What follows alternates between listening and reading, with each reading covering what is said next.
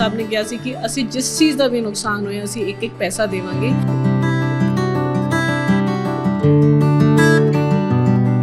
ਤੇ ਇਸ ਆਉਣ ਵਾਲੇ ਹਫਤੇ ਦੇ ਅੰਦਰ ਅੰਦਰ ਅਸੀਂ ਸਾਡੀ ਕੋਸ਼ਿਸ਼ ਹੈ ਕਿ ਅਸੀਂ ਪੂਰੀ ਆਪਣੀ ਕੰਪਨਸੇਸ਼ਨ ਡਿਸਟ੍ਰੀਬਿਊਟ ਕਰ ਦਾਂਗੇ।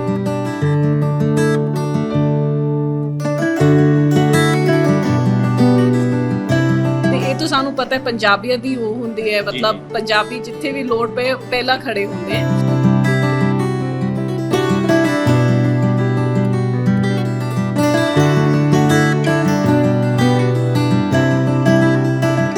14 अगस्त तो पंजाब के हुशियारपुर जिले की जे गल करिए तो जिले में बाढ़ वर्गे हालात बन गए सी।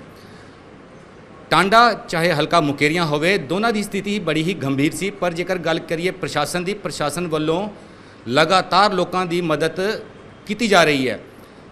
जे पिछले आप गल करिए 8 दिन की, तो 8 दिन तो लगातार हुशियारपुर के DC मैडम कोमल मित्तल जी भी लगातार इस मैदान के ने, तो लोगों के घर घर जाके डोर टू डोर भी लोगों की मदद करने पहुँचे ने। अज इस वक्त साडे नाल गलबात करने मौजूद ने मैडम कोमल मित्तल जी। मैडम, इस वक्त बाढ़ की हालात स्थिति की है इस वक्त? देखो 14 तारीख तो पानी रिलीज़ होना शुरू होया सी।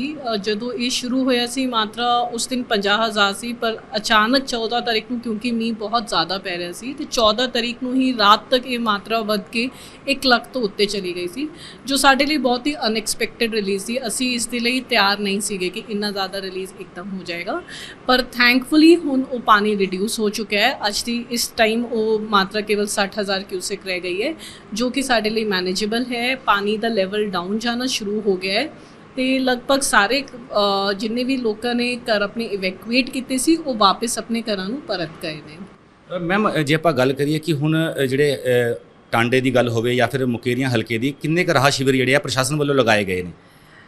साडे मुकेरियां सब डिवीजन के 18 पिंड बहुत ज़्यादा अफेक्ट हुए सीगे ते टांडा सब डिवीजन के 5 पिंड, जिधरों इन्हां 23 पिंडां तो असी लोगों को इवैक्यूएट कराया है। लगभग 7,000 लोग इन्हां पिंडां दे विच अफेक्ट हुए सी, बाढ़ दे नाल सीधे तौर पर अफेक्ट हुए सीगे।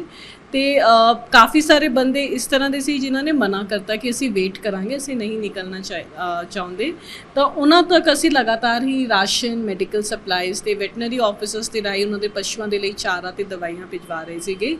तो हुण क्योंकि लोग वापस आना शुरू हो गए, इस करके असी पिंडां च जाके हुण राहत शिविर लगा रहे।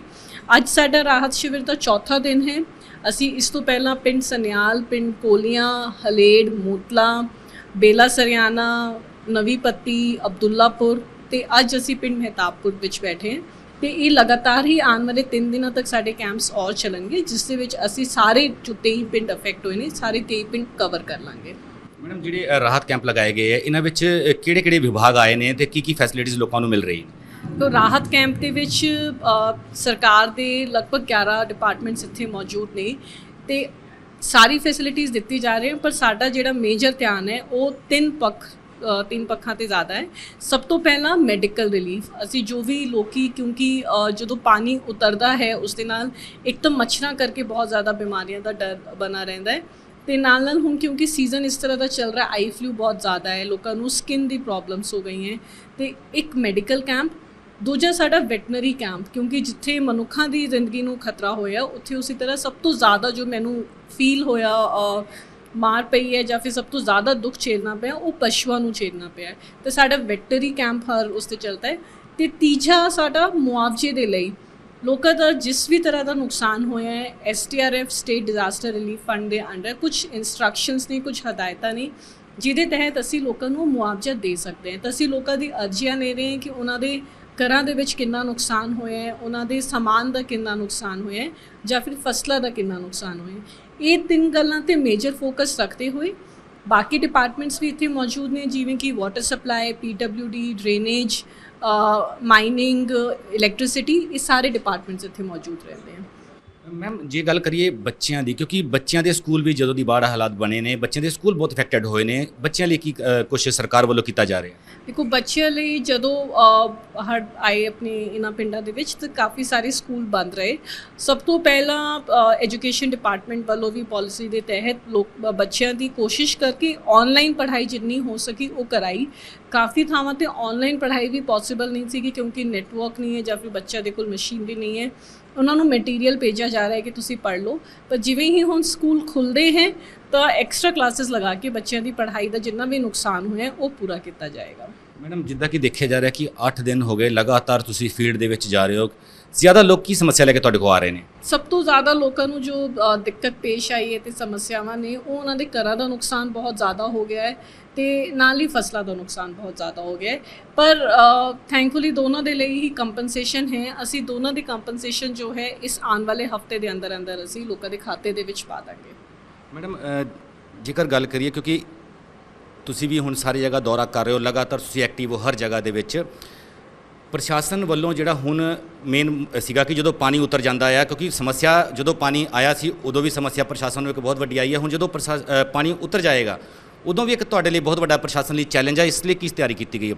ਦੇਖੋ, ਸਾਨੂੰ ਬਹੁਤ ਜਿਵੇਂ ਮੈਂ ਤੁਹਾਨੂੰ ਪਹਿਲਾਂ ਵੀ ਕਿਹਾ, ਮੈਡੀਕਲ ਕੈਂਪਸ ਤੇ ਵੈਟਨਰੀ ਹੈਲਪ ਇੱਕ ਚੀਜ਼ ਹੈ, ਪਰ ਇਨਫਰਾਸਟ੍ਰਕਚਰ ਦਾ ਬਹੁਤ ਜ਼ਿਆਦਾ ਨੁਕਸਾਨ ਹੋਇਆ ਹੈ। ਉਹ ਭਾਵੇਂ ਹੁਣ ਸੜਕਾਂ ਹੋਣ, ਪੁਲੀਆਂ ਹੋਣ ਜਾਂ ਫਿਰ ਜੋ ਬੰਨ ਹੁੰਦੇ ਉਹ ਕਾਫੀ ਰੁੜ ਗਏ ਨੇ। ਤਾਂ ਇਨਫਰਾਸਟ੍ਰਕਚਰ ਦੇ ਲਈ ਜੰਗੀ ਪੱਧਰ 'ਤੇ ਸਾਡੇ ਸਾਰੇ ਮਹਿਕਮੇ ਲੱਗੇ ਹੋਏ ਹੈ।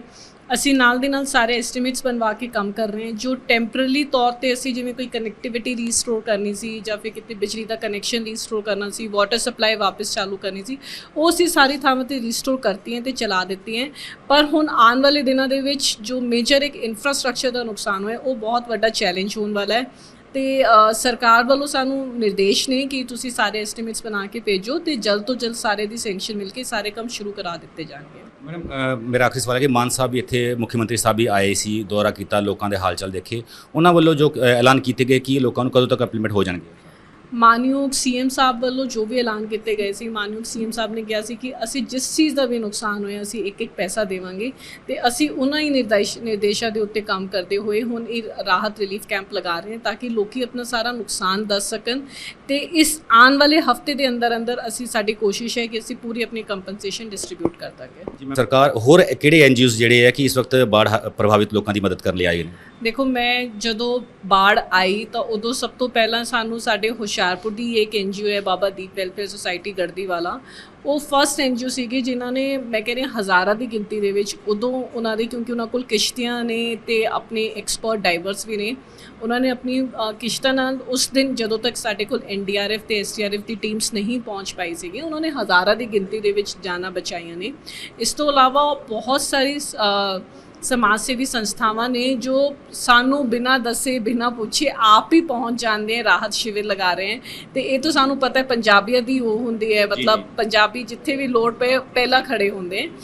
ਤੇ ਇਸ ਤੋਂ ਇਲਾਵਾ ਸਾਡੀ ਜੋ ਜ਼ਿਲ੍ਹਾ ਦੀ ਰੈੱਡ ਕਰਾਸ ਸੁਸਾਇਟੀ ਹੈ ਉਹ ਵੀ ਬਹੁਤ ਅੱਛਾ ਕੰਮ ਕਰ ਰਹੀ ਹੈ। ਡਿਸਟ੍ਰਿਕਟ ਰੈੱਡ ਕਰਾਸ ਸੁਸਾਇਟੀ ਵੱਲੋਂ ਸਾਡੇ ਜਿੰਨੇ ਵੀ ਇਹ ਸ਼ਿਵਰ ਰਾਹਤ ਸ਼ਿਵਰ ਲੱਗਦੇ ਨੇ, ਹਰ ਕੈਂਪ ਦੇ ਵਿੱਚ ਜਾ ਕੇ ਉੱਥੇ ਲੋਕਾਂ ਨੂੰ ਰਿਲੀਫ ਮਟੀਰੀਅਲ ਵੰਡਿਆ ਜਾਂਦਾ ਹੈ, ਜਿਸ ਦੀ ਲੋਕਾਂ ਵੱਲੋਂ ਵੀ ਬਹੁਤ ਜ਼ਿਆਦਾ ਸਰਾਹਨਾ ਕੀਤੀ ਗਈ ਹੈ। ਹੁਣ ਸਾਨੂੰ ਜਿਵੇਂ ਅੱਜ ਅਸੀਂ ਇੱਥੇ ਮਹਿਤਾਬਪੁਰ ਪਿੰਡ ਦੇ ਵਿੱਚ ਇਕੱਠੇ ਹੋਏ ਹਾਂ, ਇੱਥੇ ਲੋਕਾਂ ਨੇ ਡਿਮਾਂਡ ਕੀਤੀ ਕਿ ਸਾਨੂੰ ਹੋਰ ਗੱਦੇ ਤੇ ਮੱਛਰਦਾਨੀਆਂ ਵਗੈਰਾ ਚਾਹੀਦੀਆਂ ਜੋ ਜਲਦੀ ਰੈੱਡ ਕਰਾਸ ਵੱਲੋਂ ਅਵੇਲੇਬਲ ਕਰਾ ਦਿੱਤੀਆਂ ਜਾਣਗੀਆਂ। ਮੈਂ ਸਾਰੀ ਸੰਸਥਾਵਾਂ ਦਾ ਬਹੁਤ ਬਹੁਤ ਧੰਨਵਾਦ ਕਰਦੀ ਹਾਂ, ਜੋ ਵੀ ਸਮਾਜ ਸੇਵੀ ਸੰਸਥਾਵਾਂ ਜਾਂ ਫਿਰ ਜੋ ਵੀ ਲੋਕੀ ਆਏ ਨੇ ਅੱਗੇ ਇਸ ਮੁਸੀਬਤ ਦੇ ਸਮਾਂ ਦੇ ਵਿੱਚ ਆਏ ਨੇ, ਉਹਨਾਂ ਦਾ ਸਾਡੇ ਵੱਲੋਂ ਬਹੁਤ ਬਹੁਤ ਧੰਨਵਾਦ ਹੈ। ਜੀ ਮੈਮ, ਗੱਲਬਾਤ ਕਰਨ ਲਈ ਬਹੁਤ ਬਹੁਤ ਸ਼ੁਕਰੀਆ। ਇਹ ਸਨ ਡੀਸੀ ਹੁਸ਼ਿਆਰਪੁਰ ਮੈਡਮ ਕੋਮਲ ਮਿੱਤਲ ਜੀ, ਤੇ ਉਹਨਾਂ ਦਾ ਕਹਿਣਾ ਹੈ ਕਿ ਬਾੜ ਪ੍ਰਭਾਵਿਤ ਲੋਕਾਂ ਦੀ ਮਦਦ ਲਈ ਕੋਈ ਵੀ ਕਮੀ ਜਿਹੜੀ ਹੈ ਉਹ ਨਹੀਂ ਆਉਣ ਦਿੱਤੀ। ਜੇ ਸਰਕਾਰ, ਪੰਜਾਬ ਸਰਕਾਰ ਨੇ ਜੋ ਵੀ ਵਾਅਦੇ ਲੋਕਾਂ ਨਾਲ ਕੀਤੇ ਆ ਉਹ ਬਾੜ ਪ੍ਰਭਾਵਿਤ ਲੋਕਾਂ ਲਈ ਜ਼ਰੂਰ ਪੂਰੇ ਕੀਤੇ ਜਾਣਗੇ। ਅੱਜ ਡੀਸੀ ਮੈਡਮ ਇੱਥੇ ਆਏ ਆ, ਹਾਂਜੀ, ਰਾਹਤ ਸਮੱਗਰੀ ਦੇ ਰਹੇ ਆ, ਕਿਸ ਤਰ੍ਹਾਂ ਲੱਗਦਾ? ਹਾਂਜੀ ਠੀਕ ਹੈ ਜੀ, ਬਹੁਤ ਵਧੀਆ ਜੀ, ਬਹੁਤ ਵਧੀਆ। ਲੋਕਾਂ ਦੀ ਮਦਦ ਕਰ ਰਹੇ ਮੈਡਮ? ਲੋਕਾਂ ਦੀ ਮਦਦ ਕਰੇਗਾ। ਤੁਹਾਡਾ ਵੀ ਨੁਕਸਾਨ ਹੋਇਆ? ਬਹੁਤ ਕਮਰੇ ਪਾਟ ਗਏ ਜੀ। ਅੱਜ ਡੀਸੀ ਮੈਡਮ ਇੱਥੇ ਆ ਕੇ ਆਸ਼ਵਾਸਨ ਦੇ ਰਹੇ, ਲੋਕਾਂ ਦੀ ਮਦਦ ਵੀ ਕਰ ਰਹੇ, ਕਿੱਦਾਂ ਠੀਕ ਲੱਗ ਰਿਹਾ? ਹਾਂਜੀ ਠੀਕ ਹੈ, ਬਹੁਤ ਵਧੀਆ ਕਰ ਰਹੇ ਆ, ਗਰੀਬਾਂ ਦੀ ਮਦਦ ਕਰ ਰਹੇ ਆ। ਹਾਂਜੀ, ਇਸੇ ਪਿੰਡ ਦੇ ਹੋ ਤੁਸੀਂ? ਹਾਂਜੀ, ਮੈਂ ਮਤਾਪੁਰ ਦੀ। ਤੁਸੀਂ ਵੀ ਬਾੜ ਪ੍ਰਭਾਵਿਤ ਸਾਰੇ? ਹਾਂਜੀ ਹਾਂਜੀ। ਅੱਜ ਡੀਸੀ ਮੈਡਮ ਇੱਥੇ ਆਏ ਆ, ਲਗਾਤਾਰ ਇੱਥੇ ਘੁੰਮ ਰਹੇ ਆ, ਕਿਸ ਤਰ੍ਹਾਂ ਦਾ ਦੇਖ ਰਹੇ ਹੋ ਉਸ ਨੂੰ? ਬਹੁਤ ਅੱਛਾ ਲੱਗ ਰਿਹਾ, ਉਹ ਸਾਡੀ ਹੈਲਪ ਕਰਨ ਵਾਸਤੇ ਆਏ ਇੱਥੇ, ਅੱਛਾ ਲੱਗ ਰਿਹਾ ਸਾਨੂੰ। ਸਹੀ ਕੰਮ ਕਰ ਰਹੇ ਮੈਡਮ? ਹਾਂਜੀ ਹਾਂਜੀ, ਬਹੁਤ ਅੱਛਾ ਕਰ ਰਿਹਾ। ਤੁਹਾਨੂੰ ਵੀ ਸਮਾਨ ਦਿੱਤਾ? ਹਾਂਜੀ, ਮੈਨੂੰ ਵੀ ਦਿੱਤਾ ਹੈ, ਪਾਣੀ ਦੀ ਬੋਤਲ ਦਿੱਤੀ ਆ, ਮੱਛਰਦਾਨੀ ਦਿੱਤੀ ਆ, ਕਛੂਆ ਦਿੱਤਾ ਹੈ। ਤੁਹਾਡਾ ਵੀ ਨੁਕਸਾਨ ਹੋਇਆ ਬਹੁਤ ਵਾਰ? ਹਾਂਜੀ ਹਾਂਜੀ, ਸਾਡੇ ਘਰ 'ਚ ਪਾਣੀ ਚਲਾ ਗਿਆ ਸੀ ਤੋਂ ਕੰਧਾਂ ਵਿੱਚ ਕਾਫੀ ਜ਼ਿਆਦਾ ਦਰਾਰਾਂ ਆ ਚੁੱਕੀਆਂ ਨੇ, ਸਾਡੀ ਫਸਲ ਜਿਹੜੀ ਸਾਡੀ ਖਤਮ ਹੋ ਗਈ ਚੁੱਕੀ ਆ ਔਰ ਮਕਾਨ ਬਹਿ ਗਏ ਸਾਡੇ। ਤੇ ਉੱਥੇ ਹੀ ਦੂਜੇ ਪਾਸੇ ਮੈਡਮ ਕੋਮਲ ਮਿੱਤਲ ਨੇ ਇਹ ਵੀ ਦੱਸਿਆ ਕਿ ਆਉਣ ਵਾਲੇ ਸਮੇਂ ਦੇ ਵਿੱਚ ਜਿਹੜਾ ਕਿ ਪਾਣੀ ਉਤਰ ਚੁੱਕਿਆ ਬਾੜ ਦਾ, ਉਹ ਵੀ ਇੱਕ ਬੜਾ ਵੱਡਾ ਚੈਲੰਜ ਹੈ ਪ੍ਰਸ਼ਾਸਨ ਲਈ, ਤੇ ਪ੍ਰਸ਼ਾਸਨ ਨੇ ਵੀ ਉਸ ਲਈ ਪੂਰਨ ਤਿਆਰੀ ਜਿਹੜੀ ਹੈ ਕੀਤੀ ਹੋਈ ਹੈ। ਕੈਮਰਾਮੈਨ ਵਿਨੇ ਦੇ ਨਾਲ ਵਿਜੇ ਸਲਾਰੀਆ, ਨਿਊਜ਼ 18 ਪੰਜਾਬ।